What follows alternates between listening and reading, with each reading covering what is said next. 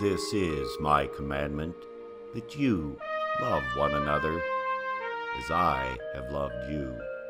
John 15, verse 12. Wouldn't it be interesting to have been sitting there with the disciples when Jesus said this to them? Which and how many of the disciples, thinking of the 12, when Jesus said, "You love one another," looked at the others with a sidelong glance thinking, yeah, okay, sure. The Gospels relate that on several occasions, and there were probably more such occasions, that disputes arose between them over some matter, and Jesus had to step in and, as we would say, break it up.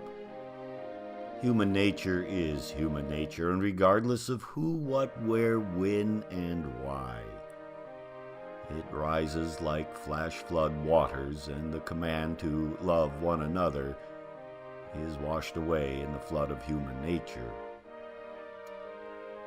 When Jesus then said, "As I have loved you," we might find them lowering their heads and their eyes as they recalled the many times over the past 3 years they were with Jesus, when he showed his love for them, ranging from feeding them to teaching them to defending them to explaining the Old Testament scriptures to them,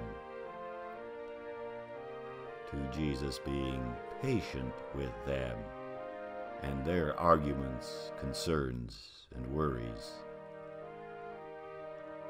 I would wonder if they at that moment fully grasped the extent to which Jesus would show and prove his love for them, when not too long after he had said these words, Jesus was arrested, tried, falsely condemned to death, and crucified for them. In the very next verse, Jesus tells them of this, saying, "Greater love has no one than to lay down his life for his friends."